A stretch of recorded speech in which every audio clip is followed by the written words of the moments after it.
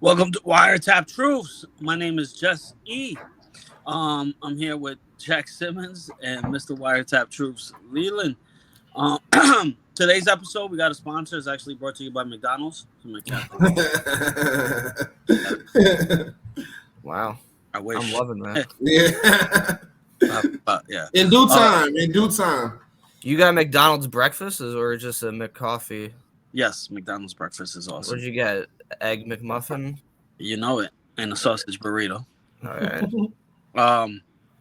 So we just ended season 1. I feel like it was successful. We had a great season. We had video shorts for you. We had a few wire interviews, and they were appreciative of it last time, so I'm going to mention it again.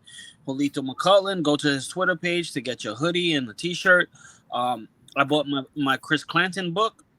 It's this girl that I kind of want to be talking to, and I got it for her, and she was like, happy about it. So, it's a good present for the ladies there, And he knows hooking you up. He's wingmanning you. Yeah. I even sent him like, yo, thanks for the points.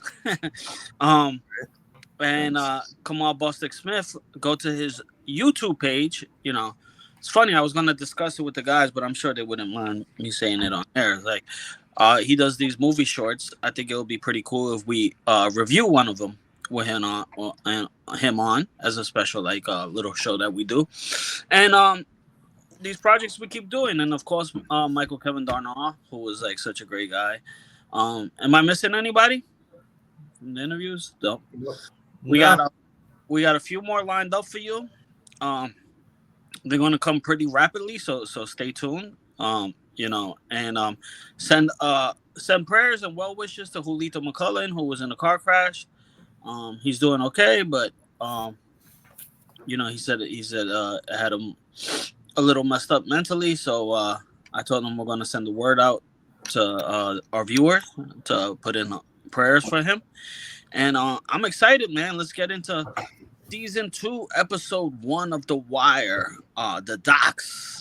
A whole different kind of hustle going down at the Docks. Okay, I introduce myself before we let our narrator take over the episode. I am Leland, Mr. Wiretap Truth. We just want to say thank you so much for a successful first season.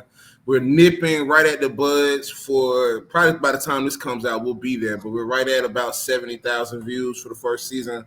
Over about 245, 250 videos on our channel for true Wire fans. And it's just season 1. So we're just getting started. We appreciate all the love, all the support, all the comments, all the subscribers. Thank y'all so much. And we're going to give y'all a phenomenal season 2. It's already, even in my breakdown just starting, I'm like, man, people are crazy for sleeping on season 2, man. What are we talking about? So, Jack, man, let's get into it. And I introduce you all to Jack, our resident narrator. What's up? I'm Jack Simmons. I'm excited for season 2 and the fact again that we have McDonald's as our sponsor.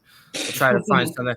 We should try to get those the beer companies that they keep referencing, or that one store that they sold crab cakes that McNulty got for those cops. Try to get some real Bailey's. What is it called? Bailey's, I think he said. Bailey's. Yeah. Try to get them as real Baltimore local stuff as our sponsor. All right, cool. Yes, season 2. I'm very excited. It's a new chapter, a new day. The title of this is Ebb Tide, right? And ebb tide is the period when the tide is receding and the water is moving away from the shore. So kind of makes sense in the context of this show, right? Season 1 had this big plot turning point, and the Bart Avons went to jail, and McNulty goes to the docks, and all these different changes, right? But as life would have it, life moves on, right? People have to keep going about themselves, and of course there is another chapter in that, and I kind of like that continuation of everything, So we start off with old Jimmy McNulty and his new kind of supervisor, coworker guy that he works with. He's now has to ride on the boat, which he hated. He hated the smell of it. And He's freezing his balls off. You can tell it's winter time. And if we remember from season 1, it started off in winter time. You know, the first shot is McNulty outside with the character at New Snot Boogie, our friend Kamal Bostick Smith. They're all wearing coats. It was all cold. Now, again, we're in winter time. So it's been, I think, you know, it's supposed to be a full year since season 1 happened, you know. And Jimmy's just kind of getting used to this life. The first shot of him is that they get a call from a party boat that they're in a shipping line, and one of the engines blew out.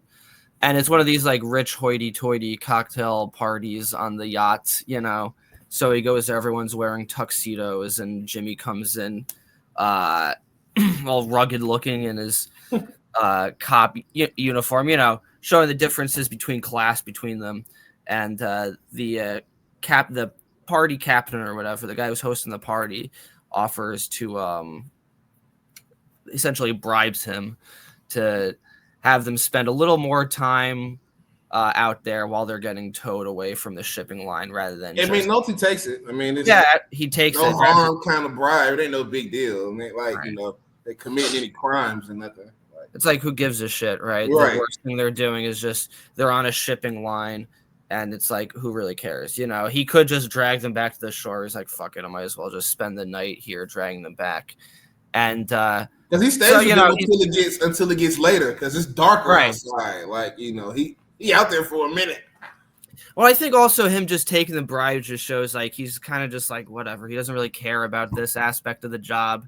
And it's funny, I kind of took that whole thing of like all these rich people partying and him just like on this boat by himself with the one guy. I always kind of took that as like showing that he has this like disconnect from a lot of the world, you know. For sure. And he has this resentment towards like rich people, which is made very present when he dates that woman who for Carcetti, you know. He has this that relationship kind of made no sense to me, but we'll get into that season when we get. Yeah, that's a season 3, but yeah, no. So I always took it as he has this kind of like resentment towards the rich and political class and everything. Somewhat. He's kind of like, you know, he has this kind of like working man's mentality. And then in season 3 too, he says to Elena when they're at the little fair, or not the fair, they're at the school science fair project, and his son has the volcano, and she asks him about the money. He's like, well, shit, that suitable boyfriend can't cough up any cash? Shit. Yeah. You know, like, so yeah, that's a good point. No, yeah, he always hates like the political class or the lawyers, you know. And it kind of just starts that way, you know. This is Jimmy's new life now, you know. Yep. He's been reassigned. The opening credit, one of the first thing that comes to mind when I first watched season 2 was like, oh wow, the theme song is different. Yep. You know, they're different every season. Same words, different music every season. It's probably very surprising to people that watch it for the first time. I know it was to me. I was like, I've never seen a show do that before. I mean, shows will usually change the intros a little bit. Like, you know, like I remember, of course, The Sopranos, they changed after season 1. When they went to season 2, they get rid of the Twin Towers in the shot, you know, obviously. Oh, yeah. A lot of shows change the intros to show different characters. And this one, in the opening theme, you see shots of the dock workers and like the new kind of people, you know. This one, hold on, because I wrote it down. Season 2. Season 1, I think, is Tom Waits that did that, you know, the famous musician. And then season 2 is the Neville brothers. Each season is different. Season 5, fun fact, Steve Earle, who of course plays Waylon. Yeah. Anyway, I'm getting ahead of myself, right? So it's directed by Ed Bianchi. And the opening crawl of this one is Ain't Never Gonna Be What It Was by Little Big Roy, who's a minor character who, like, it's such a minor character I had to Google who he was because he's not very important. He's one of the, you know, the dock workers, and we'll get to that later.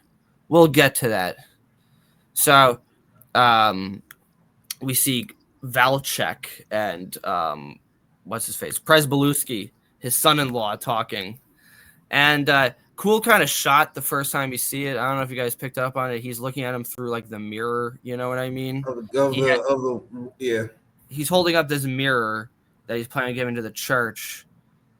Presbeluski is talking to him about like how much he liked working for Daniels and the case last year, and he felt like he was doing real police work, and he felt like his job had meaning. And Valchek is just barely listening to him at all. He's not listening at all. Right. And he's just like, said it too, Jack. He said, I'm not sure I was supposed to be a police. Mm-hmm. Like he alluded to that. Well, it's also funny when he says, like, I think that's why I shot up my car, you know. Mm-hmm. It's like, no, dude, you shot up your car because you're a dumbass. Like, that's you don't need an excuse to exactly. do some dumb shit. He's just trying to, put it off on like, oh, I was questioning my whole identity. But he felt like he was doing real good police work. And Valchek doesn't care.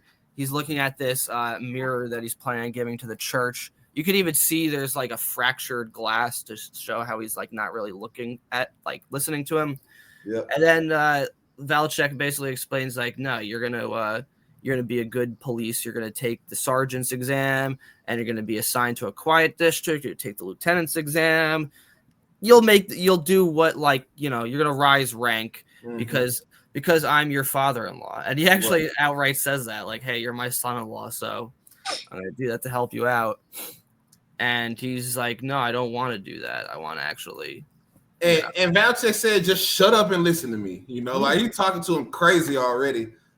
Well, it's almost like he has this like relationship with his dad more than his father-in-law, you know? Yeah, he kind of talks to him like that. And you know he wasn't listening because a few episodes later, when they're at that dinner and they're talking, Prez and Valchek are talking. Yeah. Valchek is like, wait a minute. Y'all could have done all of this in the Barksdale case and you didn't. And Prez like, that's what I was trying to tell you. You know, like we were knee deep in the money. Like, you know, so you can it reiterates the fact, Valchek is not listening to this man whatsoever about what he wants to do in this scene. Well, he's such a narcissist too that he doesn't like. He's just an old man that doesn't care what anyone has to say, you know. And it's interesting to start this show off like this because he was such a minor character in the first season. Yeah, but he's a major player, major character. And should Presbeluski have punched him? Maybe. It's up for debate. Maybe. That might have been Prez's best moment. I think. You know, maybe he probably deserved it. But yeah, he not only is the major, he kind of is the driving force of the plot of season. The whole season, yeah, no, for sure. He kind of determines everything that happens, for sure, through his pettiness. The pettiness is real in season 2. Oh yeah, from both sides, because Frank is pretty petty himself. When he sends the pictures of the van that they steal, he's like major trolling him. Like, I mean, like, you know, they never got the van back, and so Hurt loses his job for losing the camera. Valchek loses a van, and nothing happens. Different. I mean, also different rank too. Privilege and seniority. They never knew about the van though. That's the difference. But how can a van? And it was full of material too. It wasn't like an empty van. But if Baltimore if the Baltimore IID department is as shitty as We Own This City made it to be, and the people in season 4 when they went looking into Hurt, IID would have never looked into it if Burrell didn't go to Carcetti and be like, hey, look at what this. You need to look into this cop and looking at everything he's done. They probably would have never known that Hurt was missing the camera because the department is so shitty. You know, so it took a whole lot. If Valchek is as powerful as he is, ID not looking at him. They're not looking like, hey, what happened? What happened to this van? You know, I'm sure maybe down the road, I'm sure he has to maybe account for it. But, you know, if the department is as shitty as they say, it probably would have never even reached him. He's probably lying on the reports or doing whatever. You know, he had a little bit more rank than Hurt did for sure. That's a good point. I like also his. We're just talking about how he just demeans Presbeluski. As soon as he takes off his glasses in that scene, like he puts down the mirror, he's like, "Look, Roland," and he really just puts him in his place. Presbalewski is very much whipped by his father-in-law throughout his entire season. Like, kind of, again, it's just like a kid who's like his dad determines his future, and he has more of that relationship, like an overbearing father than a father-in-law. Okay, so the next scene. Sorry, give me 1 second. We are back. Beadie has sort of taken over the role of D'Angelo Barksdale from the last season. He's kind of become the man of the terrace. Stringer's entrusted him to take on these responsibilities. You know, it shows he's more like hard and actually Beadie took Ronnie Mo's position and D'Angelo, kind of both. Him and Poop. Well, Poop took D'Angelo's spot in the pit. Yeah. I kind of meant more like that makes sense. I kind of meant more of like he took D'Angelo's place as like the protege. You know what I mean? Like I feel like it like Stringer almost has this sort of like mentor relationship to him, kind of the way Avon had towards D'Angelo. And now he's like putting him on all these missions. And he has to go to Philadelphia. I think that's Philadelphia to pick up drugs. Yeah, and it's a funny scene because he's in the car and he doesn't know like what radio stations are, that there are other radio stations. So it's like the radio in Philly is different. What you mean? He's shocked. He like what? So is this like a common thing for people? Like, cause I don't know. I've been going to Florida since I was a kid, so I guess I knew over some state line the radio changes. Yeah. I guess if you've never been anywhere, you know what I mean? Like if your whole life is just that place, it's like he said, why would anybody ever want to leave Baltimore? He has or had no intentions on ever even needing to know that there was some extra radio somewhere outside of Baltimore. Like it seems like another common thing is like Baltimore is all they know. A lot of them. Yes, that's a big thing. You know, it's like it's in season 1 when Wallace goes to his grandmother's house and he's like, "What's that noise?" And Daniel's like, "It's crickets." You know, it's like they don't. He never even heard. All they know. You know, it's especially because they don't have people that like teach them anything. They don't go to school and they don't have like parents that can educate them. So whatever they learn just in their daily lives is like what they know a lot of times. Even Omar can't like cut it in New York. Like exactly.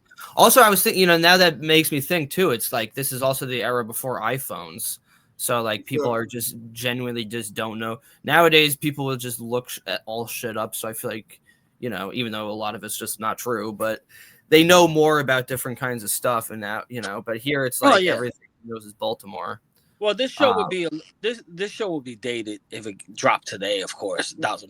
Right, yeah, because we got cell phones, we've got also too the fact that they are being followed. It's just going back to the season 1, the finale of Avon sending D'Angelo by himself with nobody behind him or nothing like that. Like that was not the normal move. Like you can see even in this first episode. They have somebody on Beadie, like they're being watched, they're being followed, So yeah, we have Shamrock driving him, right?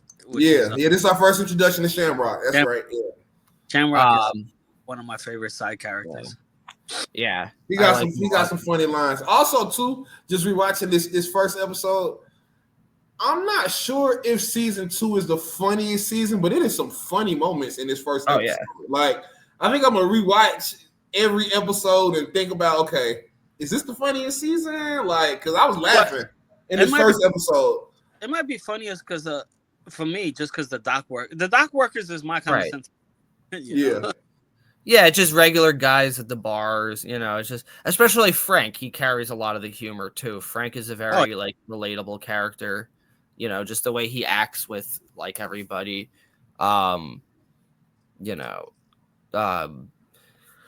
But so they're being followed, what they don't know, because Stringer has those 2 guys watching him to make sure that everything goes well. But we find that out later on. And then the next part is Bunk going to see McNulty at the dock.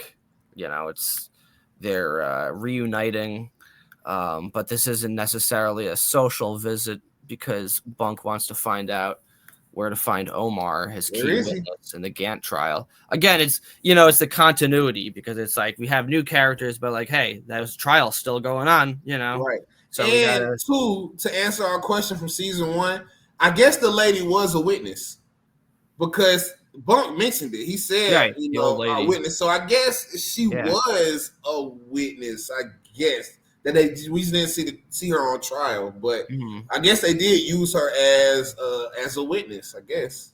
Yeah, so she's a witness, but they're also missing Omar. Yep. And then the Bunk says the Bunk can't swim. I'm not getting no boat, man. What are you talking about?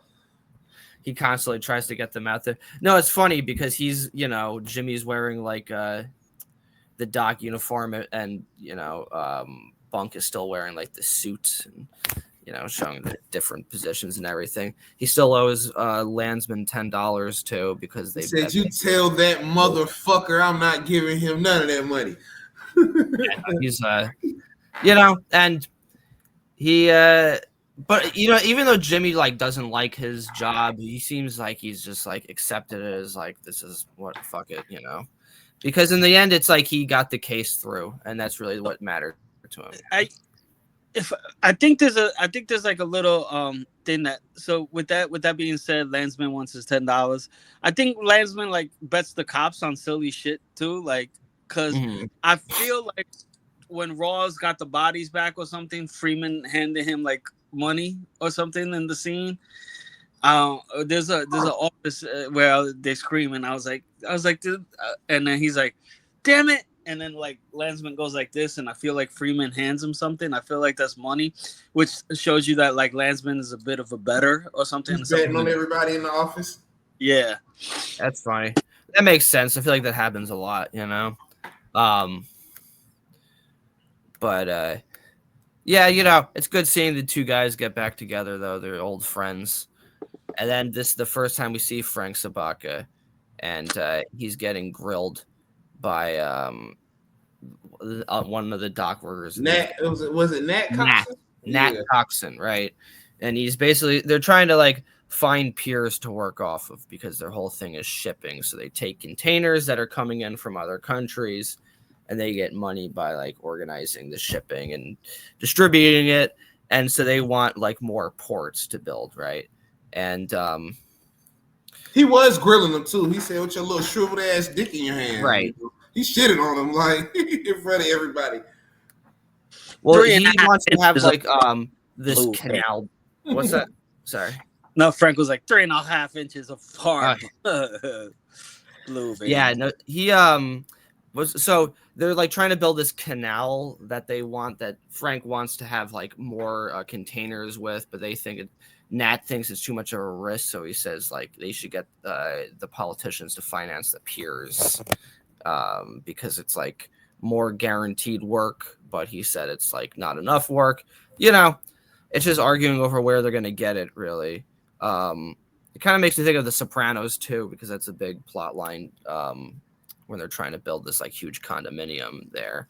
And but it shows that they're constantly struggling to get work. The shipping's not really doing that well. And Nick alludes to that too when we see Nick. It's hard to find work these days. Yep, he said first day in 2 weeks for him. Yeah, but yeah, no, they're it's funny. He like yells at him, and then he like busts his balls. What he said? I got a hard diamond vein. What is it? At 3.5 inches of hard blue steel. I wake up every day. By diamond cutter, yeah. Again, the way they talk, it's a lot like the way I talk at work. Just being it's kind of like cop humor too. They're more similar to like multi-bunk kind of humor. Right. It's real guys just busting each other's balls, and it shows Frank's like a cool guy to work for. You know, he doesn't take himself too seriously, but he still is like dedicated about his job. And he likes it too, because you see him in the next scene. He's like walking outside. He seems kind of just happy and content. Like this is his life. This is what he knows. He did. He loved it. He loved being. He loved leading the docks. Like he loved leading this union. It felt. He was almost like, I won't say like McNulty, but like he was completely dedicated to being the leader of the docks and doing everything he could to make sure everybody was eating. Like there's leadership in him. make Yeah, it for sure. That's The a good tactics may comparison. have been, a little questionable, but like he was definitely a great leader for sure.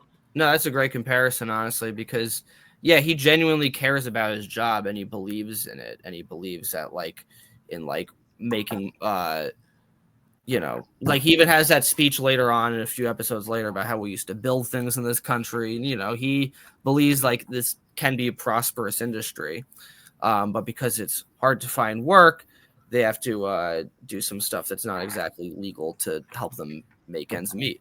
A lot like the drug dealers, that's kind of the same mentality of like, hey, like this isn't a fair system, so we have to find a way to survive. It's honestly similar to like Avon too in that way, where they have that mentality of like it's us versus them. We have to do that. But we also are introduced to Nicky Sobotka, and I like the way that Schreiber, Leaf Schreiber's little brother. it's his little brother. Okay, yes, Pablo Schreiber. Been in a lot of different movies and TV shows and everything. Mac from It's Always Sunny stole his toy robot in Christmas when they were 10 years old. And Wait, say that again, Jesse. Pablo Schreiber is Leaf Schreiber's little brother. Damn, didn't know that.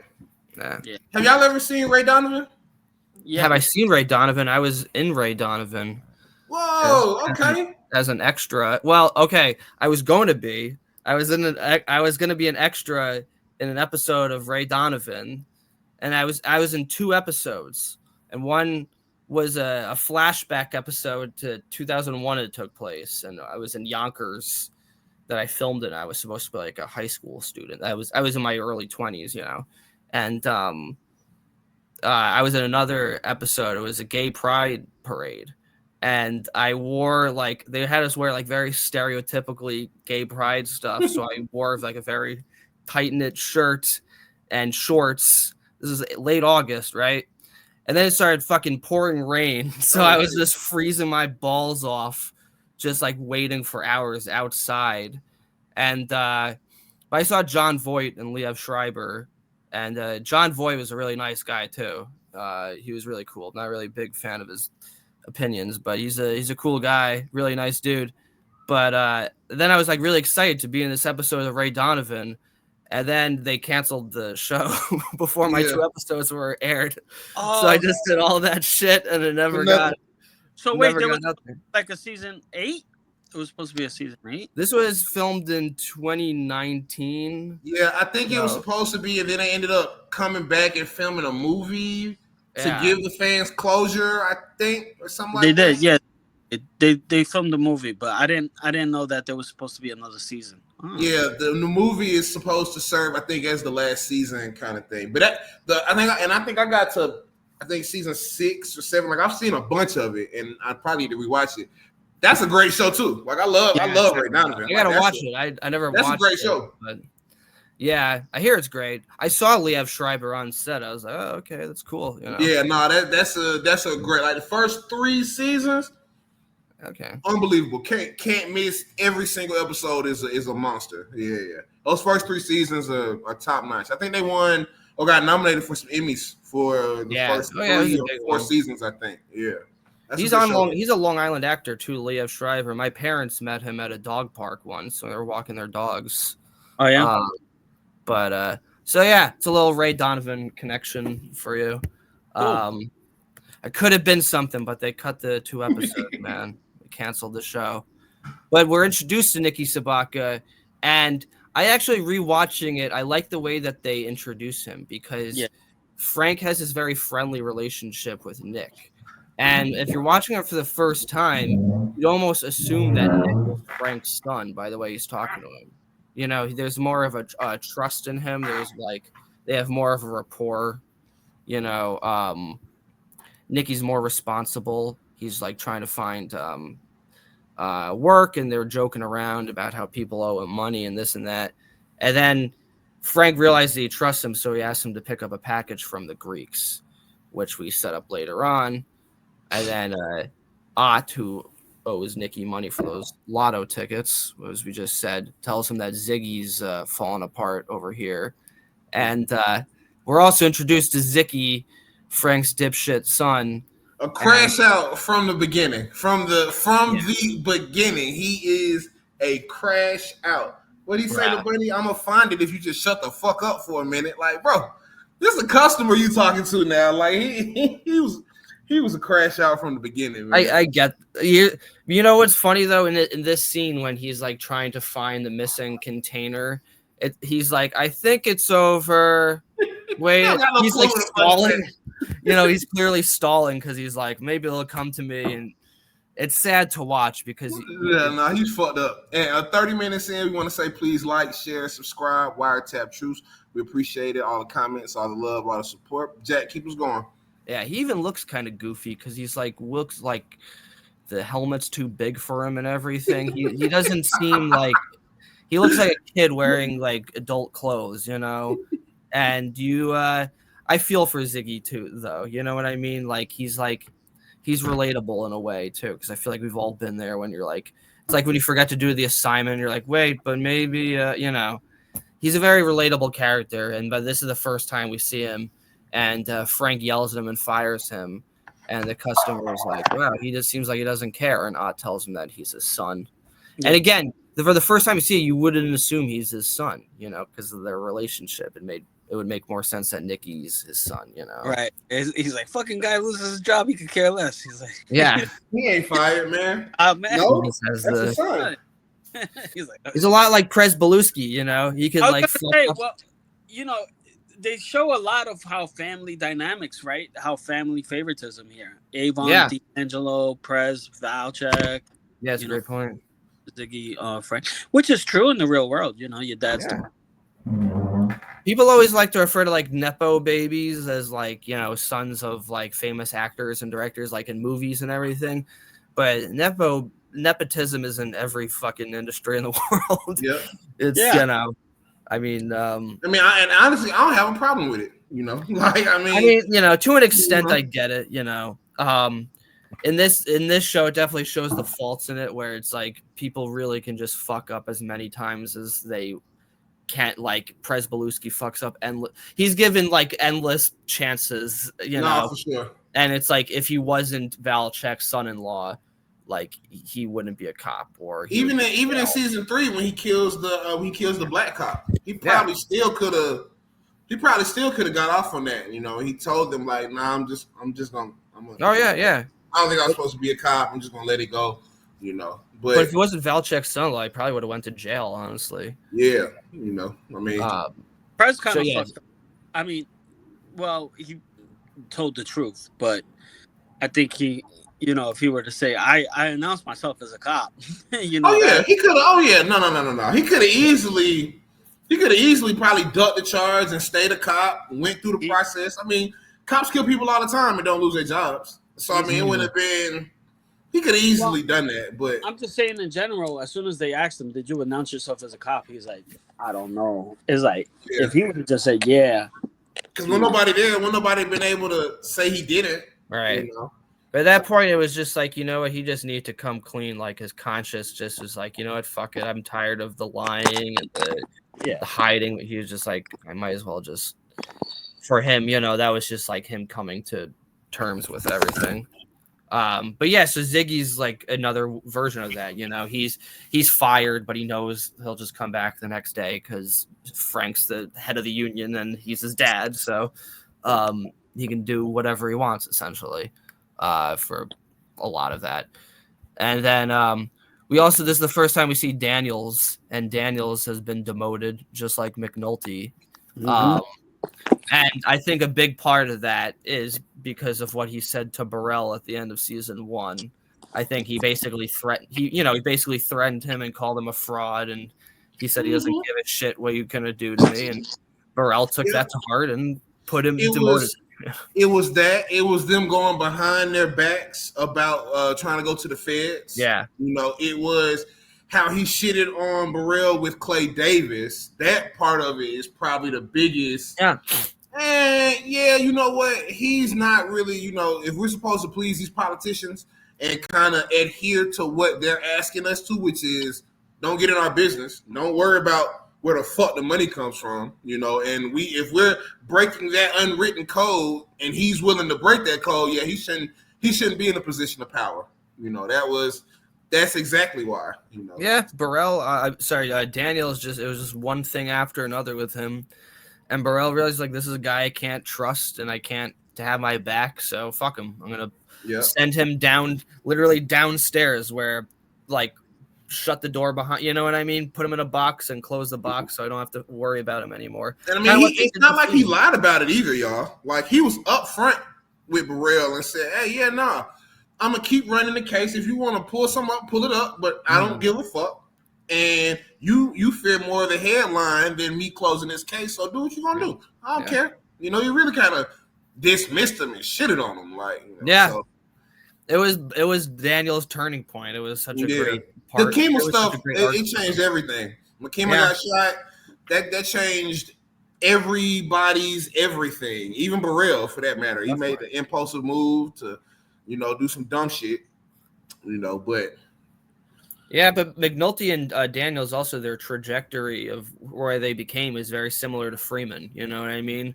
They stuck it to the bosses in the way that Freeman basically arrested that politician at the end when he talks about 13 years ago when he stuck the son to the news reporter or somebody. And they put him in some bullshit pawn shop unit. Daniels did the same thing with Clay Davis and fucking go down there to the storage unit, you know. And we see this because Bunk is going downstairs to get information related to the Gant case, and he's surprised to see Freeman, Daniels, and I like when Daniels is like, "Give him my love." He's like, "Who is Bird?" Bird. They still have that rapport together, but they can't. I want to ask y'all: do y'all remember in season 1? Did Bunk and Daniels ever interact with each other? Yeah, I think. Yeah. Do y'all remember? Because I just remember when he said to him, like, "Damn, these motherfuckers don't play. I heard you landed down here." It was almost like, okay, yeah, they know each other. But I was just trying to remember in season 1, did they ever? Oh yeah, they definitely crossed paths because the cases, intersected with the right. I'm just trying to remember, like, on screen. Did specifically like conversations, like nothing's coming to mind, but I'm sure that they had I'm trying to remember, but it was just something I thought about. It was as if they had a relationship, the way he said it, kind of thing. But I know they know of each other. I was just trying to remember. I'm just like nothing. Yeah, I was trying to remember in season 1. Good observation. I don't think they did interact. I think it was once in like the first episode when they brought in D'Angelo, and then he walks up to a Bunk. And then, but I don't think they really had any conversation. I don't know. But they definitely knew each other because for sure. I was just thinking about the on-screen stuff, kind of thing, But yeah, he's shocked. He like, damn, you buried in the basement, my boy. Shit. A lot of times it's like, it'll be like a room of like so many characters, and you kind of forget who speaks to who specifically. You know what I mean? But it's like, I feel like they're definitely in the same room. Although I could be wrong, honestly, because again, there's so many different scenes that it's hard to keep track of. But yeah, maybe they weren't. I don't know. Maybe So, yeah. So they have to find information related to the Gant case, and but because of like a technicality, like somebody listed off the different amounts of shelves that they had in their storage unit. It's all a lot of like techno mumbo jumbo about. What like bureaucratic bullshit about which specific units they're trying to find for whatever. The shit is missing for the Gant case, right? And so they're like, oh fuck, and it's honestly mirrors the plot line with Bodie picking off. Looking for I wrote that down too. Yeah. Okay, so here's a little catch. This shows you the amount of fucking detail that's in this. All right. Because I like to watch with subtitles because sometimes there's something I miss. Yeah, I do too. So here's he was listening to the radio. Bodie was listening to the radio going to a Philly, and it says that one of the part was winters kill off the weaker varieties of caterpillars. That was what the man said on the radio, and I'm like, that's kind of like what they're trying to get at is like Stringer's trying to see who's like can withstand all the pressure of working for their organization. Damn, that's a great case. Never caught that on the radio. Yeah, and you know, that's kind of what Stringer's doing, right? He's like fucking with them the whole time. He is, man. I took that note down too, bro. Like even when they get back, he's still fucking with Beadie. Right. Like he's definitely playing mind games. This whole thing was just a test. It was just to see how he would react in this situation, you know. And Beadie passed. Yeah. And a big thing about Beadie, and I'll talk about it now, is that he's kind of changed as a character. He's become less like headstrong and more intelligent, almost the way that D'Angelo was in season 1. Because later on, one of the other characters, one of the people that works for Beadie says, like, if he's not back with the money, I'm gonna fuck him up. And he says, "Why you always gotta beat somebody? Why is that?" He said, "Calm the fuck down, man." You know, he's definitely thinking. And then even when that Shamrock tells the guy, "Man, look for the shit again," he gets upset, and Beadie was like, "Hey, man, y'all chill that shit out. Yeah, put that shit the fuck out." Like he's definitely being the voice of reason and thinking like about everything. Like, I definitely. And I don't know. I guess we're thinking that it's supposed to be a year, so that means Beadie is, I guess, 18 now. Yeah, around that time. 17, or you know what? When they shoot, when the kid gets shot this season, they say how old Beadie is. He said he was 16. I remember. 16. Okay. Yeah. He said, He mentioned that to Herc and Carver because they were trying to arrest him. He's like, "I'm still a minor. What are you gonna do?" Right. But he's more mature now. You know, has a leadership. He has a leader role, so he's become more like how D'Angelo was in the first season. You know, it's a whole year taken off, but they're trying to find the drugs, and he picks up like a car, and he writes down like I think it was like the mileage number. Mileage in the car. Yeah. You know, it's a big responsibility that he's undertaking. And this is the part where we see Frank Sobotka in the church. And how he's like delivering money to the priest. We see that. Okay, yeah. He's the man, right? Like it's pretty. You can see like, hey, this man, he's into some shit. Who, Frank? Frank, yeah. Oh yeah. You know, because he's just carrying around wads of cash everywhere. Yeah. You know, and it's like, where the fuck? And the priest alludes to it too. Yep. He says like, this is like a big donation. You know, a bigger donation than the painting. He's like, "When's the last time it was your confession?" And Frank kind of knows what he's hinting at too. Yeah. He's like, all right, yeah, I'll see you later. But also, this priest isn't entirely innocent too. Like he's kind of like accepting all these donations, not knowing where they're what priest is gonna turn away money? They don't do that. Kind of like similar to the politicians. They said that in season 1. He's like, I don't care. Like when Clay Day was like, "Who am I supposed to keep track of where this money comes from?" It's Baltimore. Most of the money is dealt somehow in corruption, whether it's no matter the industry. But the priest, he does other stuff too. So he organizes like, he helps Frank out with his business. You know, he wants to speak to this woman who's on the city council who can help them talk about building of the canal. So the priest tells him like what time that woman's in church, you know, and so he he's trying to find out information about that. And he gives her like this giant I guess it's like a glass painting or something like that of the docks. He went to like this town in Baltimore to get it, and now when they're at the garage too, they're trying to like find the drugs that it didn't come from, and they take apart the entire car. One thing I noticed, like the entire car is taken apart, and this is the part where Beadie has to step in and prevent them from having a fight. What's the guy that works for Beadie? What's his name again? Shamrock. Okay, yeah. We don't really know him. I don't think he's in season 1, right? No. This is our first introduction to him. The first introduction he's throughout season 2 and 3 though. Okay. Yeah. And what's the other name of that guy, the bald guy that works for Stringer that's tailing them the entire time? You know what I'm talking about? It's like a no name. He said it though. What's his name? Yeah, fuck. It's not coming. Country, I think is what he said to Avon when he asked who was on him. I think he said Tank Country. I think is his name. Yeah, they don't have many lines though, but Okay, yeah. That's who get But- and the dude that's got that you see that's like watching boat. He's got like the kind of peanut shaped head. Mhm. He gets killed when they are hunting down Marlowe's crew, and they try to do the drive by, and he's in the car. And they say we should wait for the call in season 3, and they end up getting shot by Marlowe's people. He's in that car. Okay. That's who he is. Yeah. But it's funny because I'm sure you guys picked up on this too. The shot of them just like looking through the car, it's directly followed by Daniels and Bunk looking through the storage unit trying to find nobody. Everyone's lost and nobody can find anything. Yep. And the guy that's working there is like, we could be here all night. And Daniel's like, yep, that's definitely possibility. Overtime. But it's okay.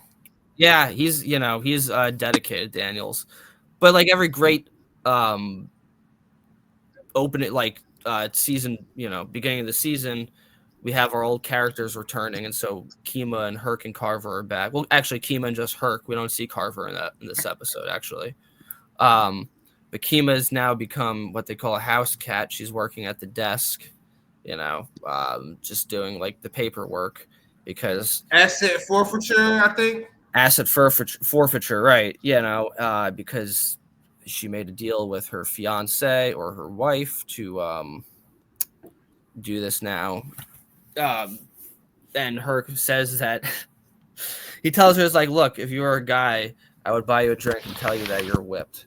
And it's, but she's in a comfortable position now. She doesn't want to go out and get shot by people anymore, so she's okay. There's another fun, and Herc is hilarious. I love that scene too with Herc when he's like, if white boys want to deal drugs in Baltimore, it's got to be some type of rules, like affirmative action, leave no white man behind. Like I thought that shit was really funny. It's hilarious and it's also true. I'm not gonna lie. There really is no code for it. I woke up to the guy. I'm like, "Do you want to buy drugs?" Yes, I want to buy drugs. How much drugs do you want to buy? He's like, It really is true. I'm not gonna lie. They are the dumbest drug dealers. There is no subtlety or no code. The only one that was as stupid as the white people in season 1 was Orlando, when he ends up getting shot. He was like their equivalent of the white guy. Oh yeah, that's it. We know how I feel about that.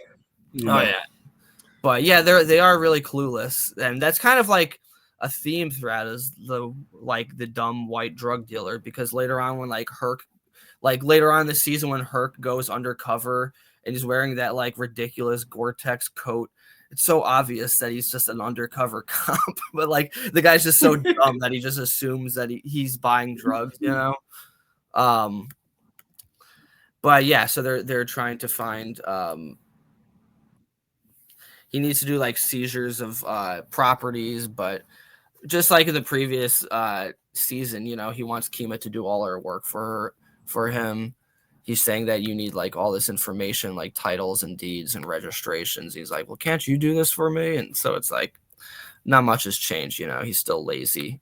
But it's nice to see Herc back, Kima, where they are.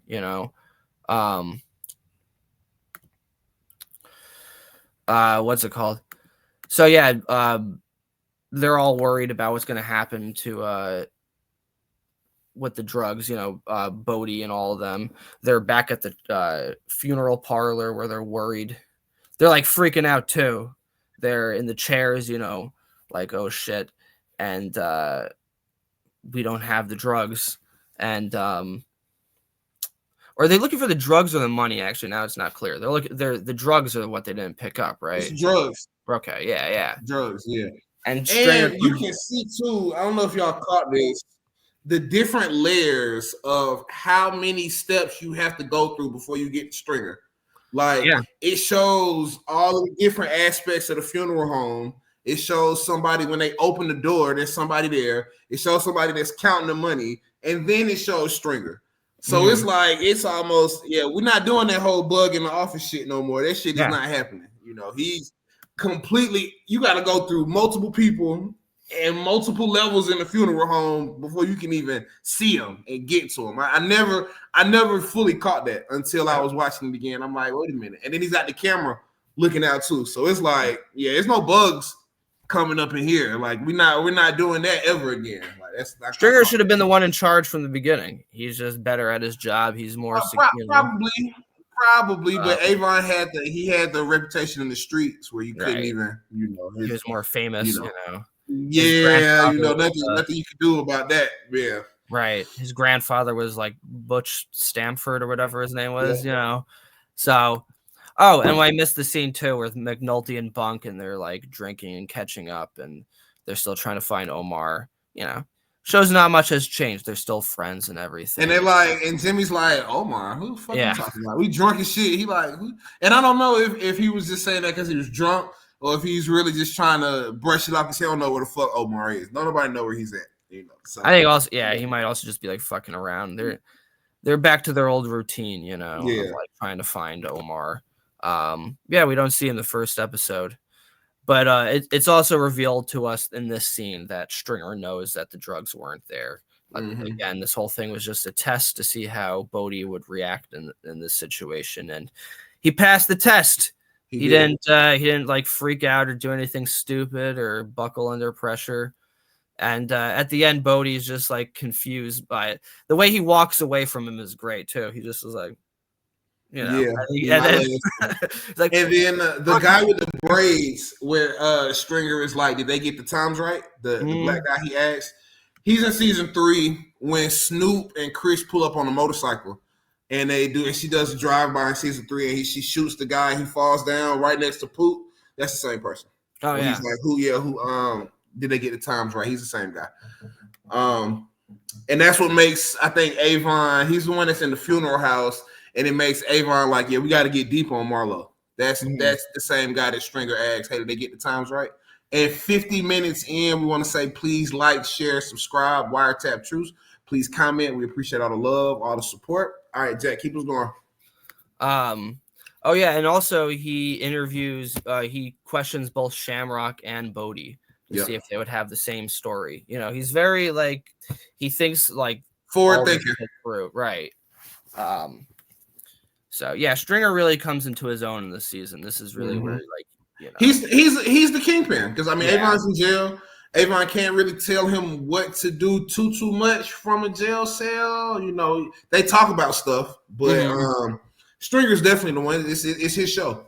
Yeah, no, this is where he really becomes like a fan favorite in the show. He really like stands out in this season, And this is the first time also we see like Ziggy and all the other dock workers at the bar. And this kind of shit, and I know like Jesse's talked about this before too. This is the type of shit that just makes me love season 1, because it really has this like slice of life, just like feel of like what these people are like when they're not working, They're all getting hammered at some like local dive bar with some like, some kooky old lady serving the beer. And I'm pretty sure she's the bar owner too. Oh, okay. Yeah, that would make sense, And they even have like a line. She's Frank's. She's a front. Not a front, but she's one of Frank's money. Is how I watch some of my money. She's the butchie to Frank's Omar. Exactly. Yep. But then they also even have like a live band playing like blues. It's lit. Oh no, the shit lit now. Like it looks lit. It's a dive bar with a band, and it's a typical dive bar, right? Yeah. It's but it really just makes you feel of like in the moment. You know what I mean? Of like, just, like where they would all be, and it really puts you in the center of their lives here. And they're all what they do on a Friday night, whatever night it was. What she say? God damn it, Ziggy, you're not taking your dick out in here tonight. I'm pretty sure it's a weeknight because they wake up and they have to do work. It's a weekday. Yep, it's probably random Tuesday night. yeah, exactly. They're getting fucked up early. They get fucked up all day, every day. That's just we see in the morning, Nicky. The first thing he wakes up is he chugs a beer. It's 7 a.m. You got to put hair on the dog, man. That's true. Yeah. And Ziggy is clearly a crash out. Like we can see it's reiterated in the scene, pull his whole dick out in front of everybody, apparently he do this every week, So to anybody that doesn't understand, like having a beer in the morning too, if you're hungover, a beer in the morning, it will set you back. So you don't have to hair of the dog that bit you or whatever. Yeah, hair of the dog that bit you. Yeah. Wait, set you meaning like it'll reset everything, like. And so if you wake up like with a hangover, like with sweats and everything and stuff, you Uh-huh. have a beer and it gives your system, because what a hangover is just it's a detox. You're Right. detoxing from a short term abuse of alcohol. Yeah. So you're sweating and everything. So if you give your body more of the drug that it's asking for, you feel a little better. That makes sense. Okay. So then it's a normal thing for drinkers to have a I beer. never thought about it like that. I always thought it was more like a psychological thing because No, it's, there's actually like a science behind it. uh, You know, a hangover is essentially a detox. right. Yeah. So And if you give your body the drug it's asking for, your body's going to be satisfied. it's getting it to like a base level of like normalcy. Yeah. Okay. Yeah, that makes sense. And Wow, I also didn't know that.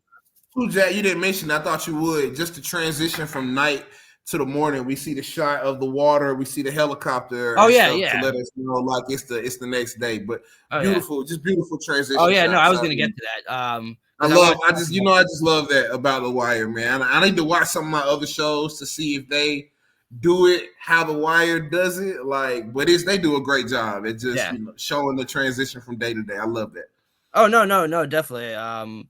Absolutely. I was gonna mention that that montage scene is beautiful because they're Yeah. all just like all the old guys and like the young dudes that are like the Gen X workers at the time. You know, they're all like busting each other's balls because the old people are like, back in my day, we used to do like a wooden shovel and we'd have to pick off grain, and then they're chiming in like, "What is this, 1952?"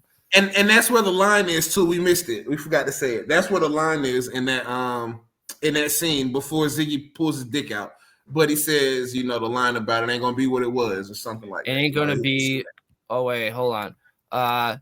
Season 2, episode. What is? Yeah, it ain't gonna be what it was before. Yeah. But yeah, that they're like just ripping. They're all drunk and they're busting each other's balls and like. It was a prosthetic, in case anyone's wondering. I don't know how. It was. Yes. Damn it! I was hoping Ziggy would have a schlong because I was like, wow. When he takes out his dick, I was like, all right, Ziggy, like he's got something going for him. Like I saw it like on the YouTube video that they wrote about it in the book and stuff. Yeah. Ah, man, it's like Boogie Nights where you thought like, wow, Mark Wahlberg had a huge dick, and then you look it up and it's not actually his penis. It's just a fucking prosthetic. I thought it was because people always talk about how he had a big dick and how they show one scene of Mayor Royce's dick, and it was kind of big, and I don't know, maybe that was. I mean, Hurt became a sergeant behind that, Right. Yeah. Oh yeah.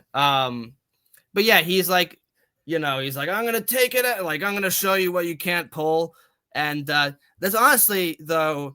It's a funny scene, but it really might be where some of his unearned confidence might come from. But he's able to just be like, I'm going to take my dick out in public. Yeah, no, for sure. I mean, and Nicky said it to him. He's like, you let that thing in your pants lead you around. Right. Yeah. Another thing, too, when the mom is stomping on the floor and then Nick comes up, he's like, all right, mom, shit. Like, Ziggy's socks are dirty as fuck. Yeah. I don't know if y'all saw how dirty his socks were when he was on the side of the couch. Well, his socks was dirty as fuck. Like, they look crazy as hell. But when they had that montage scene too, yeah, I wanted to just touch on that. All like you said, those shots are great. They keep intercutting it with like those nighttime shots, and it looks beautiful. It's like a painting. Again, it really just makes you think of like Baltimore in the winter time. I mean, they said the star of the show is the city, Yeah, and it's just like, damn, it really. And Ziggy's even like dancing with a woman, like an attractive young woman in that montage. So I guess, it does work out for him. But they all wake up at his mom's place. And, I think like they're supposed to be like early 20s, like 21, 22 years old. But like that's just their life, They get fucked up and then they try to find work. Yeah. And Nicky can barely find any work. And I like the next scene right after that is Jimmy finding like a dead body in the water. So it goes from everyone having fun. Jack, we lost you for a second, bro. So we got Jane Doe number 1. Do you Jack, we lost you for a sec, bro. You timed out. What happens with So Leland, do you know what happens here with Jane Doe number 1? Yeah, when Jimmy finds her in the ocean. Yeah. And he says, "You want me to bring her into the boat?" And then his sergeant is like, "Hold on, let me get Jack added again." His sergeant is like, if you bring her in the boat, it'll break her legs. Hold up, let me just get Jack back situated. You did okay. And 1 hour in, we want to say please like, share, subscribe, Wiretap Truths. We appreciate all the comments, all the subscribers, all the love. We appreciate it all. Jack, check your email. Check your email.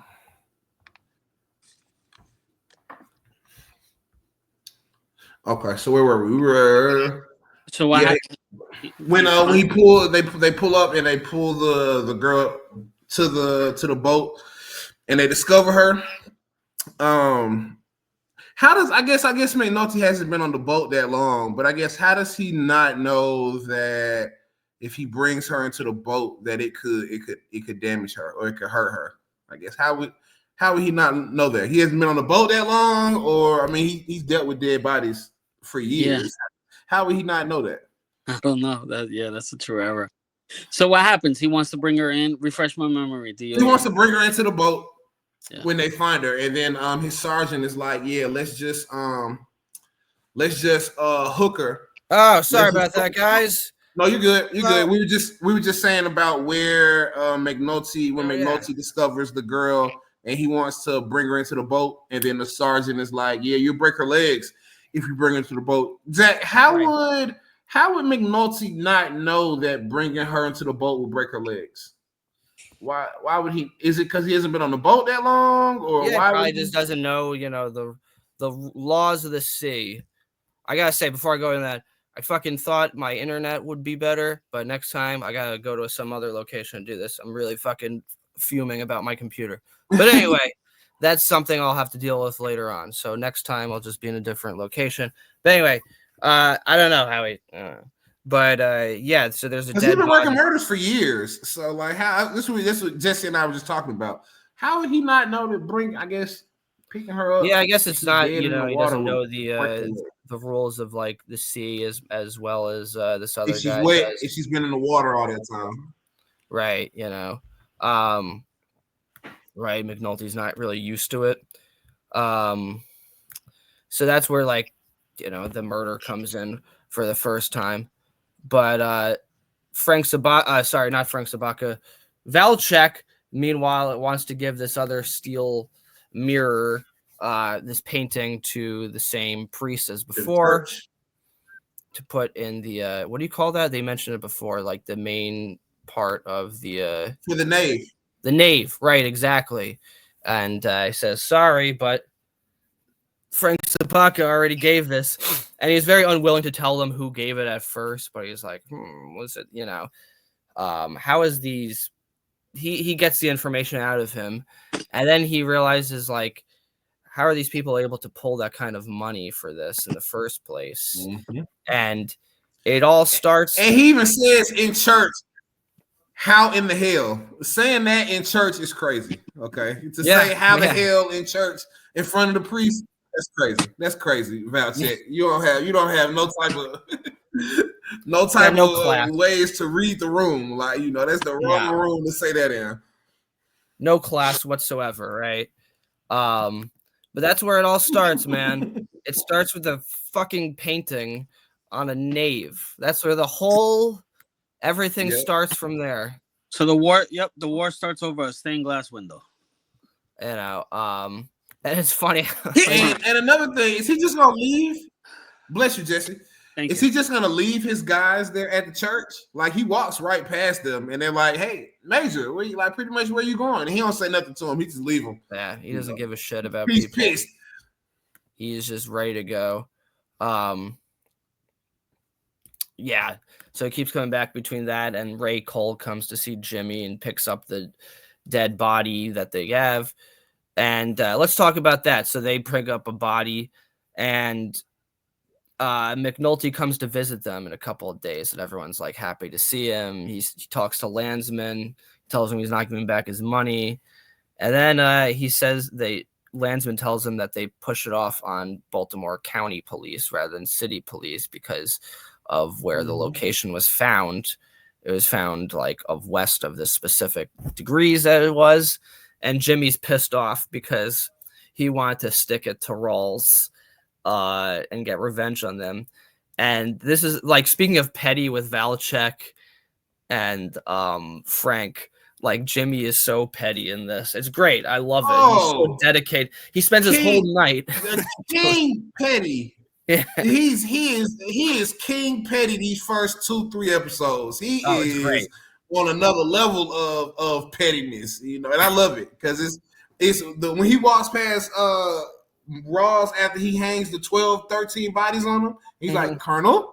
Yeah. One of my favorite scenes. It's one of my favorite moments in the whole show. Like, because it's like Ross is like the audacity of him to be up here in my unit after hanging these Jane Does on me.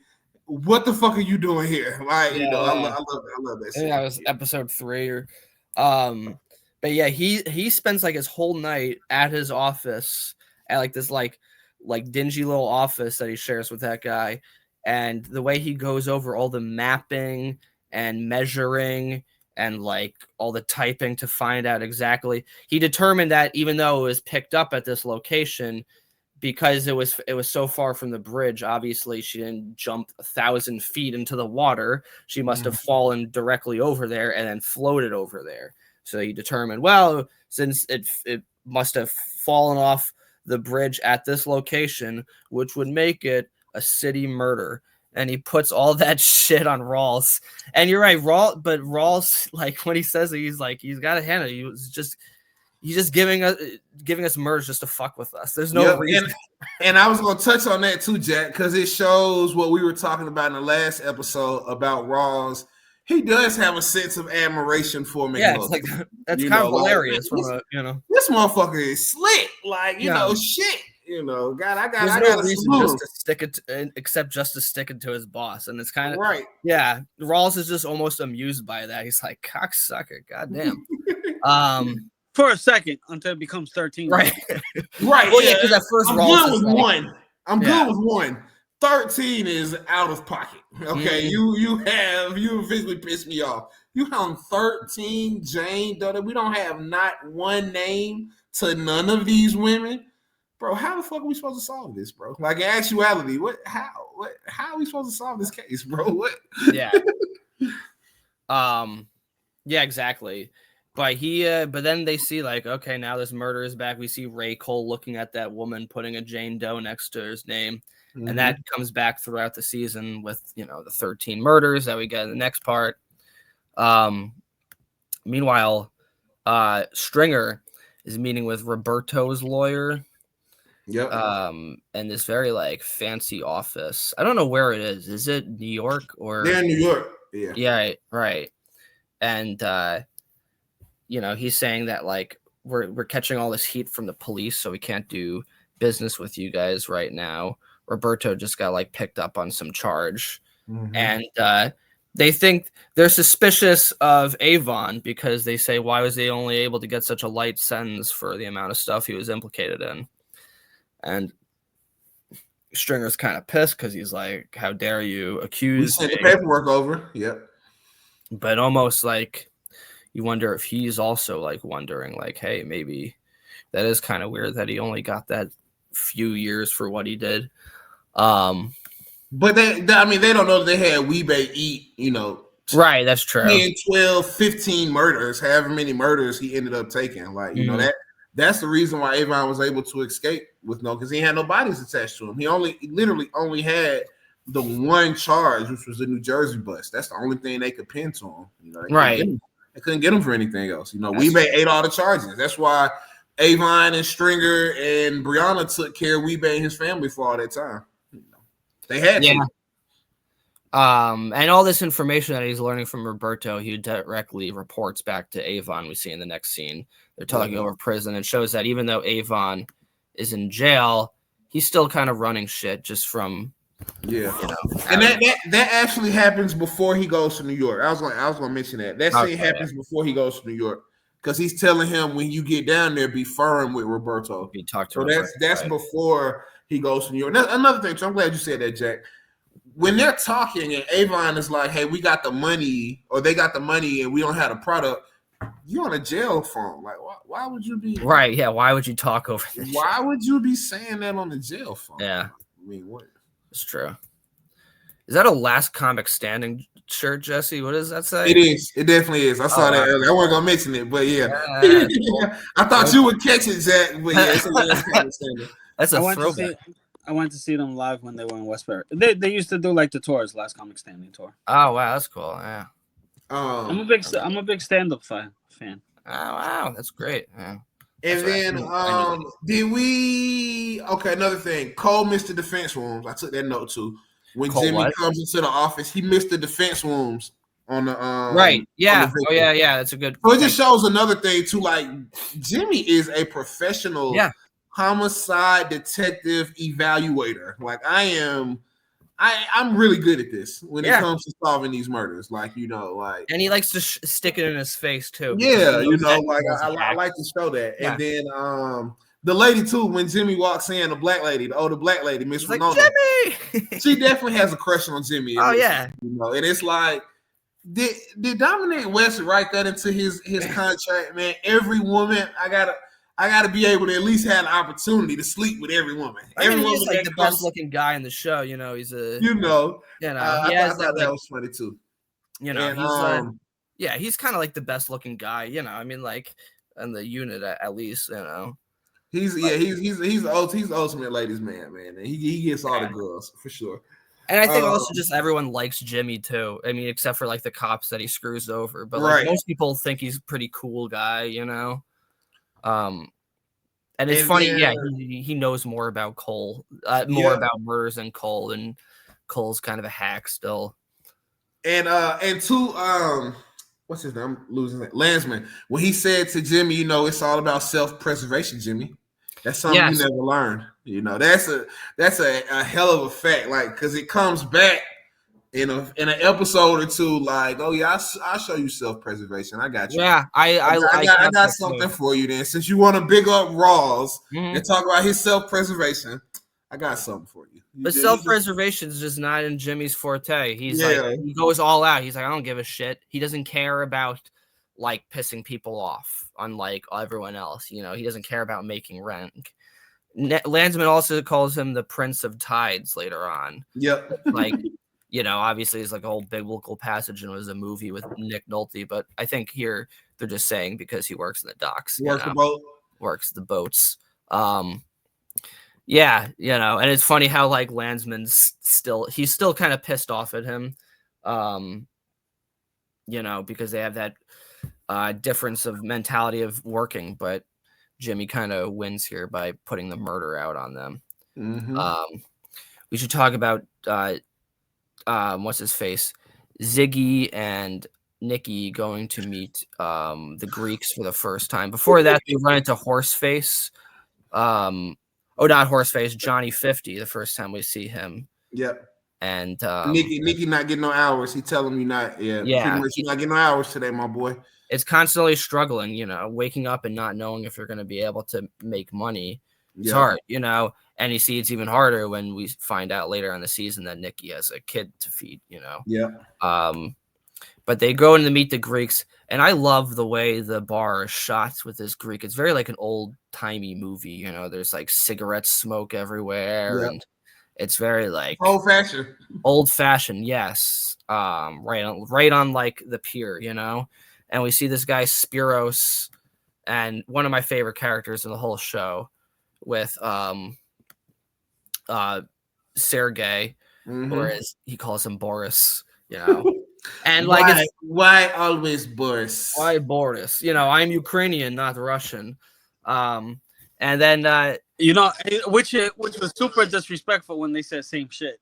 But yeah. Now it's like looking back at that, now I'm like, not at all. But this day and age, totally different nation. Long live free Ukraine, right? I found it funny that Go ahead, So- Jesse. No, I found it funny that Ziggy and Marlo have the same sense of humor. As soon as they see him, they're like Boris. Oh yeah. That's a good cat. I mean, you know, Ziggy and Marlo, two different levels of intimidation. That's what I'm saying. You know what I'm saying? Two totally different people, but they have the same joke when they see this guy. When they see him, That's what's a up, good Boris? catch. Yeah, no, that's a great catch, actually. And for Ziggy to walk in and be like, "Hey, man, you must be the Greek, bro. You are an idiot. You are idiotic." Okay, no, it's awkward. It's very what? It's one of those scenes you watch and you're just like, God damn it, dude. Why would you do that? What, this is a criminal organization. Like, what are you doing? What are you talking about? The way Spiros plays it off is very professional. He's like, well, I'm Greek anyway. You know, he's able to laugh it off. But they're just like, you're like, you fucking moron. You know, and there's so many scenes like that with Ziggy where it's just like, you get secondhand embarrassment. You know? Imagine you walk in there for breakfast and you're like, I gotta go. Right, exactly. I kind of just want an omelet and now like, what the fuck? So it's been a while. Well, of course, it's been a while since I first watched it because when I first watched it, but I can't remember. Do we know this is the guy, the old guy sitting there is the Greek right away? Like, no, is that no, not at all.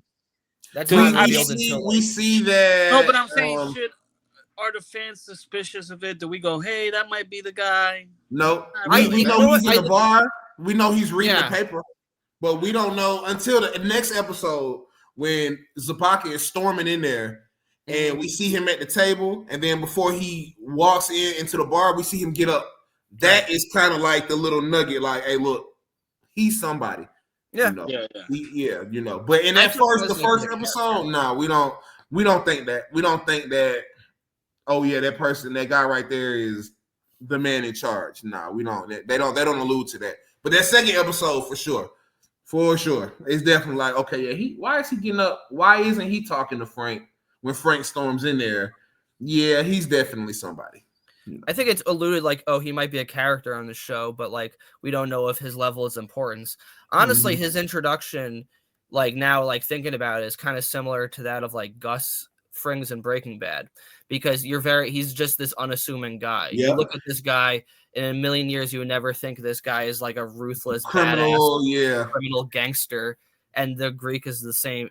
Greek and the Gus have that same kind, which makes them so good at what they're doing, because nobody would suspect them. You know, Spiros looks kind of like tougher, more rugged.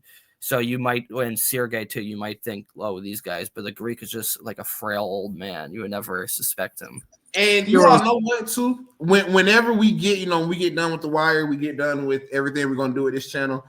If and when we do a Breaking Bad, Better Call Saul breakdown, like some of those breakdowns are gonna be, you know, the character arcs and all of that stuff in Breaking Bad some of that is phenomenal. Like you just mentioned, you know. I'll probably surprise you with my favorite Better Call Saul character. Who is it? Kim Wexler. Oh yeah, nah, she was lit. Yeah, nah, she was dope. She was dope, man. She was dope. She was great. Dope. You know, she was dope. She was dope. I can't even lie. She held Jimmy down so much, man. I can't even lie. Yeah. So whenever we get around to breaking down those two shows, there are so many. I think there are so many layers and Easter eggs in those shows, even more so than The Wire. And Wire has a ton of them, but Breaking Bad is like there are thousands of Easter eggs that, you know, we break this whenever we get around to that, probably next year sometime. There are so many hidden gems in those shows, bro. It's unbelievable. Like, yeah, those shows are also fantastic. Yeah, you know, I consider them. Yeah, they're all great in their own way. That's the set. Oh, you got the whole set. Was that the DVD or? No, so these are the U2's toy, like the Pop-O phone. Ah, like the Funko okay. Pop. Okay, interesting. Good shit. Yeah, I think that might, you know, next year whenever we wrap up Wiretapped Truths, you know, the Breaking Bad, Better Call Saul podcast it'll probably be crazy. I'd say we go Sopranos before then, but whatever. We'll Too, that I haven't finished The Sopranos. Okay. I'm like, we'll talk about that off camera. Yeah. But yeah, where we at, Jack? But yeah, back to the king of all the TV shows, The Wire. We are in our next Ziggy makes an ass out of himself here and like won't let the Boris joke go. Obviously, it's referencing Boris and Natasha from the Rocky and Bullwinkle show, and he won't let it go. And then he's like, "Hey, can I? What are you eating over here?" And Ziggy just tells him, "Why don't you just shut the fuck up?" And here's the thing about Ziggy is that you really do feel bad for him because he's so hurt by his cousin like telling him that in front of all these people. It's really embarrassing. And he walks to the bar from the table with like his tail between his legs, and you just see him like he looks so defeated and humiliated. And it's like, God damn, like it's a funny scene that turns into a scene when you just feel bad. And they call him Malaka, which I think means like idiot in Greek. But Spiros, so they leave like Spiros and trust Nicky to take this package, one of the shipping containers. Very similar kind of work to what they do with the Barksdale crew. It's all about like taking packages and this and that. Kind of the same way Stringer and trusts Bodie, Spiros trusts Nicky, and he has like this mentor relationship to him. And he has a quote here that I wrote down. He says, "You trust a man, you stay with him," which shows their kind of mentality about this whole thing. And even when they're leaving, like Nick says, like, "Let's go fuck nuts" to Ziggy and just like takes him away, like just shoves him out of there. Ziggy's just not getting any love, So there's a foreshadowing there that you trust a man, you stay with him, but then he turns on Prop Joe for Marlo. He didn't really turn on Prop Joe because they gave him they gave Marlo the okay with a wink wink. Well, I mean, he said that he just said there's nothing wrong with insurance. I mean, they didn't tell him, "Hey, go kill Prop Joe." I think they also know which way the wind blows too. They know, like, Prop Joe. If something were to happen to Prop Joe, it's okay to have Marlo. But I mean, they didn't say, "Hey, go do this to Prop Joe." They were still, sad about it. And then like they said, he's not Joe. And he was like, he's not Joe. Like they were acknowledging, yeah, he could be a replacement maybe one day, but they definitely weren't like, yeah, okay, go ahead and go do that. It was like, yeah, we might be okay if something were to happen, but I don't think that was a Stringer Wallace green light like it was. I don't think that was the same situation. I think it was kind of a green light though, because when Prop Joe said the Greeks and Marlo said they're okay with it. Yeah, that's because that's just Marlo saying, yeah, I said and met with them. But when in the next episode after he's dead, you can tell that he's like, yeah, we're gonna miss Joe. We love Joe. We like Joe. I don't think it was hey, go ahead and do this. We're fine with it. I don't think they were okay at him to kill him. They were just saying if something were to happen to Prop Joe, yeah, there's nothing wrong with having insurance. I don't get a green light kind of thing from that because he showed remorse the next episode about it. He could have been like, "Oh yeah, well, fuck him. Let's move on." But he showed a sense of remorse when it happened. So I don't think so. We have to ask Jamie Hector when we get him. But yeah. Also, I feel like a lot of these people, they just constantly just say shit that they don't believe. It's just kind of like the way their whole business. They have all these principles and they abide by none of them, which kind of like, makes sense. Because that's the one thing I always found realistic about it is how they're constantly just like saying one thing and then doing the other thing. Because they're this guy like Spiros is like a murderous scumbag, so it makes sense that he would have no like principles that he believes in. He just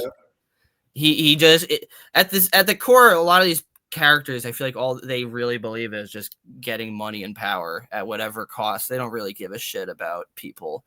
They trust Frank Sobotka until it became inconvenient, and then they slit his throat. They can't, you know what I mean? So all these were like relationships. Like Spiro says, "Oh, I like Nicky," but like they would be willing to kill him, just in the same way Stringer would be willing to kill Bodie if he had turned against him. It's like they trust him when they take these relationships on when it's convenient. But it's a great introduction to these characters as like kind of the main villains of the season, really. Greeks. And spoiler alert that sometimes the villains get away with it. This is also the first time we're introduced to Beadie Russell, and I like Beadie. Amy Ryan is the actress who Wonderful plays actress. one fantastic, very beautiful woman. I also must say, and you know, probably the most attractive woman in the show. Yeah. Her and Shardine, very. I don't know. Beadie's great though. She's and then so right She's off the best actress. She's the best actress from the show, hands down. As far as other projects. I don't know if she's better than Sandra Son. I might take Kima. I might take Kima as the best actress, or trying to think who else had to show some emotion. I'm just thinking about her. I'm just thinking about her and Gone Baby. Gone Baby Gone. Or Birdman. Yeah, she's been a lot of great. Yeah, she was great in The Office. I love her in The Office. So is Idris Elba as Charles Minor. He was such a dickhead character. And Frank Sobotka. There's a lot. I think we mentioned that, how there's a huge crossover between The Wire and The Office. There's so many actors that worked on both of the shows. So this is the first time we see her. She's a cop that sort of like just checks to make sure the docs are okay, and she kind of just seems like she's like this happy-go-lucky person, listening. It's like a sheriff position, right? Like she's not like an NYPD kind of cop. It's kind of like a sheriff type, dock worker, port police, patrol, patrol. Yeah, exactly. It's very like a specialty kind of position. But as we find out later on in the show, she never really. It's like a park cop, I would put it. Okay, yeah. Like how we have the park cops here. Yeah. That makes sense. But yeah, great actress, beautiful woman, and we see her. Frank Sobotka sees her and says, like, she says, "What are you all stealing? What are we doing today?" She's like teasing him a little bit, like, "What are we stealing?" And he goes along with the joke. He's like, "I don't know, it might take a whole container." And then, even though like technically they're at odds, then they have a good working relationship. Later on, she's like looking, looking through the docks, right? And here she notices that one of the containers doesn't have the shipping tag on it, and she's like, "Well, that's weird," and she goes to explore it. And this is talking about like cool shots and everything. This was a really cool shot because it's all held with like handheld camera work. It's set like a horror film, the dark lighting, and you go through this shit, and then you see a fucking corpse come out of there, and it's horrifying. She calls the police. And we see Frank in his office, and I like, again, they're all like joking around. He says, like, what is the first thing? What was the joke? He's like, what is a dock worker? What's the first thing he does after getting laid? It's not dock worker. He's like, wipes the pepper spray out his eyes.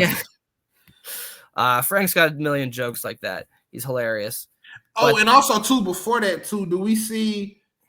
Let me see. Ross telling we talked about that. Yeah, he said your floaters come back. Yeah. Okay. Just wanted to make sure we didn't miss that. Yeah. Okay. Oh yeah, what's the first thing a little guy from Local 47 does after he gets laid? Wipes the pepper spray from his eyes. They're all joking around, but then Johnny 50 tells him, "Hey, there's an issue here," and then they go, "Oh shit, what's going on?" They look through there, and turns out there's a ton of dead bodies. Not just one woman. There's like 20, 30, I forget the exact number. Fuckload of dead bodies. 13 dead bodies. They're 12 dead bodies, 13 beds total. Including the floater that they found, right? So 12 dead bodies. Yeah. By the way, this is a small note. Great work by the extras that play the dead bodies too. Because they look dead. They look dead. They look dead. They didn't. Sometimes you see a dead body in a movie and you can tell, like, oh, they moved a little bit, but no, they look fucking dead, and it's kind of horrifying. They all go out there, and they say, "Hey, wait, there's women in here." To Frank. And Frank's like, "They're dead. They're dead." Yeah. Implied that like he knows that sometimes they traffic people back and forth. It's par for the course, but it ends with I don't think he realizes trafficking people. I think he thought it was drugs. I was about to say that too, yeah. Jesse. He tells them in that next episode, not the Greek, Spiros. He tells him like, well, at first you said you don't want to know what it is, whether it's girls, drugs, guns. You know, you told us you don't want to know what it is, but now you do. You know, kind of thing. So he knows it could be. It could be anything. I don't think he's thinking, damn, we're trafficking humans. Like, that's a good point. Unpack it. What this is, and Jesse, you kind of alluded to it. I think it was the last episode, or was it our season 2 appreciation episode? I can't remember. This is huge. Like, this is women trafficking. This is human trafficking. Like, this is an uncomfortable situation. Like, it's not a comfortable way to give us season 2. Like, this is huge. Yeah. Well, also the shot at the end is fantastic because it's zooming in on Frank's face when he finds it. Yeah, I think Jesse's right. I don't think he knows that they're trafficking women. I think he just knows that they're bringing shit in there. But the camera zooms in on his face when he finds it out, and you can tell he's just like, all the emotions are coming through his head. And he's just wondering, like, oh, fuck, like, what does this mean for my business? But also just horrified by the reality of 12 innocent people being killed in a storage container. It's fucking awful. And the episode ends by the camera zooming away, and you just see all these police sirens, and it's like, well, we're back to another body, and that's kind of like the theme, right? And there's another day, another murder in Baltimore. Hell of a cliffhanger too. Now it's like, oh shit, yeah, I gotta see what happens in the next episode. Which brings me to the point of, how do people not like this season? How did I not like this season when it first happened? Like, that's a phenomenal cliffhanger. What do you mean we just found 13 total? An amazing 13 cliffhanger. dead bodies in the first episode? Like, what? It's lit. What are we talking about? Like, yeah, no, it's an amazing cliffhanger, and it's a great way to introduce all these characters while still bringing back, you know, everyone else and seeing what they've been doing and kind of developing them further, you know? Yep. And Jesse, you want to give us your top actors for this episode before I take us out? Thank you so much, too, Jack. Great intro to season 2. Excited that we are here. Go ahead and give us your top actors for this episode, Jesse. So we got a 12-way tie with the dead girls in the container. Chris Bauer as Frank Sobotka kind of steals the introduction episode for me. Yeah. 10 out of 10 episode. And can't wait for episode 2. We might drop this sooner than later because we have an interview coming to you. Well, you'll follow the schedule. Yeah, we'll see. We'll talk about it because 2, when you can, Jesse, 2, this is gonna be the first episode where I plug all of the links for all of our past interviews. So if you can put them like in your notes, like go to your notes and create a note for me, and it has all of the links, and send all of those to me when you can. And I'm gonna plug it into the description when I start putting out the shorts and the episodes for this. So we'll have them in every episode moving forward. So, all right, thank y'all so much. This has been Wiretapped Truths, episode 1, season 2. We appreciate you all tuning in. Please like, share, subscribe, comment. We appreciate all the love, and we will see you all soon for some more content, unexpected content, and some more recaps. Thank y'all so much. Have a good one.